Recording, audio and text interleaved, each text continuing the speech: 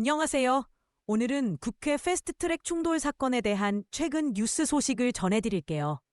검찰이 나경원 의원에게 징역 2년을 구형하며 사건의 새로운 국면이 열렸습니다.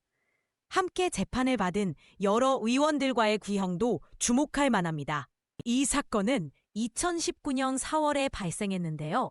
당시 여야 간의 갈등으로 국회에서 고위공직자범죄수사처 설치 법안과 공직선거법 개정안을 두고 대치가 이어졌습니다. 이로 인해 국회 의사 진행이 방해받는 상황이 벌어졌죠. 검찰은 나경원 의원 외에도 황교안 전 대표에게 징역 1년 6개월을, 송원석 원내대표에게는 징역 10개월을 구형했습니다. 이철규 홍철호 의원에게도 벌금형이 구형되었고 이 사건으로 기소된 인원은 총 27명에 달합니다. 이 사건은 단순한 국회 내 충돌이 아니라 민주주의와 정치적 표현의 자유에 대한 큰 논란을 불러일으켰습니다. 나경원 의원은 당시 행위가 저항권 행사라고 주장하며 정치적 의사를 표현한 것이라고 반박했죠. 이에 대한 판결은 11월 20일에 나올 예정인데요. 결과에 따라 정치권에 미치는 여파가 클 것으로 예상됩니다. 특히 만약 이들이 금고형 이산을 선고받는다면 의원직을 상실하게 될 가능성이 크거든요.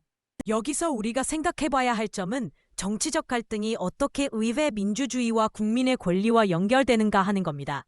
이번 사건은 단순히 개인의 문제가 아니라 우리의 정치 시스템에 대한 중요한 질문을 던지는 것이죠.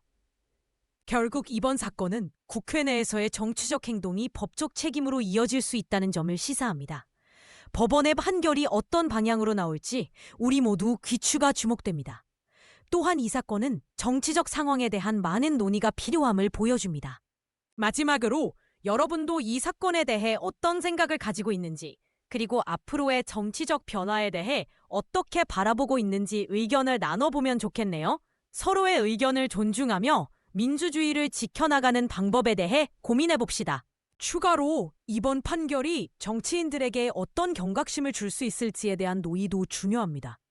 정치적 행동의 책임을 분명히 하고 민주적 절차를 지켜나가야 한다는 메시지를 전달하는 기회가 될 수 있으니까요. 시청해주셔서 감사하고 앞으로도 이런 중요한 이슈들에 대해 함께 이야기 나눴으면 좋겠어요. 다음에 또 만나요.